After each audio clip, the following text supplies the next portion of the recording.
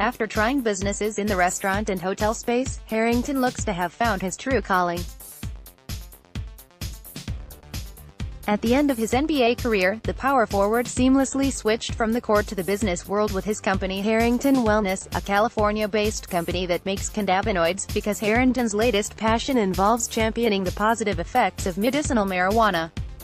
The issue of whether or not cannabis should be used to relieve pain is a highly charged one that sparks plenty of debate, and Harrington is determined to make people aware of the medical benefits of going down that path. Sunday, March 10, the first-round draft pick in 1998 with the Indiana Pacers, Harrington played for 7 NBA teams and even finished his pro career with the Sydney Kings in the NBL. Speaking to the Indianapolis Star, Harrington said he started looking into cannabis around a decade ago to deal with the 14 surgeries he had during his playing career.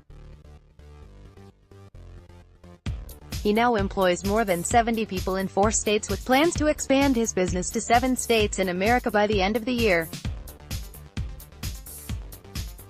Harrington believes the company could be listed at a $1 billion (1.4 billion Australian dollars) valuation if he put it up for sale on the open market, but he insists he doesn't care about the money. "At the end of the day, I'm not doing it for the money," Harrington told the newspaper. "Money will come and go, but I'm more focused on service and products and patients. If we take care of them, the money will be there." All Harrington played 6 games for the Sydney Kings in 2015. Source: News Corp Australia. Grandma sparks but of an idea. Harrington was drafted by the Pacers straight out of high school as an 18-year-old before being traded to the Atlanta Hawks. He later returned to Indiana before enjoying stints with a handful of other NBA teams. He joined the Golden State Warriors in 2007, which is where he says he first tried marijuana. After growing up in the 1980s in the era of the U.S. drug education program DARE, Harrington said he steered clear of the drug.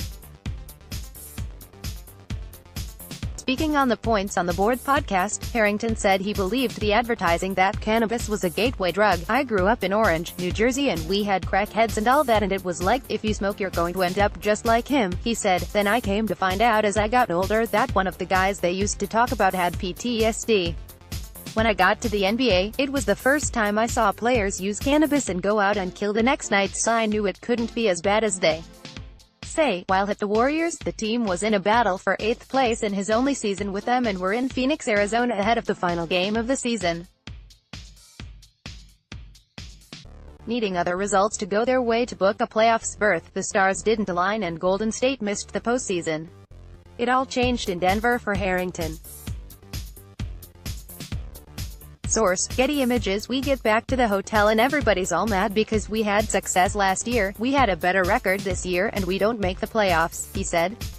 "So they start smoking and said, 'Al, you've got to hit it tonight,' and I said, 'Nah, I'm cool.' They said, 'Nah, you've got to smoke, man, it's over, just hit it a couple of times.' So I started smoking with them and I'm coughing and laughing. I was sitting in the room and it felt like it started closing in on me and I went back to my room. I'm paranoid, I'm hearing sirens, all kinds of stuff. I didn't go out, and when I was playing I didn't miss a night going out, despite that first experience," Harrington said. After moving to the New York Knicks in 2008, he started educating himself on the effects and medicinal benefits of cannabis. Following his Knicks contract, he moved to play for the Denver Nuggets, in Colorado, with the state having already legalized medicinal marijuana. Then came the catalyst for his business idea. Harrington marking Michael Jordan in 2003 as an Indiana Pacer. Source: AP. "My grandma came to see me play at the end of my first year. That was a miracle in itself to get her on the plane because she was so old school. She was 79 years old at the time. She only liked to drive, train or bus," Harrington said. "Now that I reflect on it, this is God working at this point because she got to my house, I take her bags and bring one to the kitchen and she's opening all these pills. So the athlete in me says, 'Damn grandma, why are you taking so many vitamins?' She said, 'Boy, these aren't vitamins, I'm taking stuff for the glaucoma, diabetes, high blood pressure, the whole thing.' I started telling her about what I'd been reading and she finally said, 'What is cannabis?' And I said, 'It's marijuana, weed.' She was like, 'Reefer?' I ain't smoking no reefer. Reefer ain't going to help me, but Harrington kept talking to her about the benefits of cannabis and soon she relented and gave it a whirl, finding it eased some of her pain. Inspired by his grandmother, Harrington built Viola Extracts, one of 3 businesses making up the Harrington Group along with Harrington Wellness and cannabis edibles company Butter Baby. That's what gave me my energy to start learning and looking at this space, Harrington said. I was at a crossroads because that was in 2011 and my contract ran through 2014, but I saw such an opportunity. I saw it as a medicine rather than a money thing. I had no idea I'd be operating in 4 states right now and 7 by the end of the year. I had no idea because most of my patients had HIV and cancer and we were making a small bit of money selling what was left over to dispensaries. Harrington said the use of cannabinoids could help elite sports people. Source: Getty Images. NBA and cannabis don't mix, yet when Harrington first wanted to invest in a cannabis company, he went in with his cousin. The longtime NBA star invested $5 million but under his cousin's name so the NBA wouldn't find out. With the changing tide in the U.S. on the back of the opioid epidemic, which has seen increased cases of people becoming addicted to painkillers, Harrington hopes cannabinoids will soon be an alternative for athletes. I firmly believe that medical marijuana will be allowed in one of these major sports leagues in the next 2 years, Harrington told the Star. Leagues say health and safety is first. If that's the case, stop prescribing opioids and giving prescription pills and shooting these NFL players up to be able to go compete.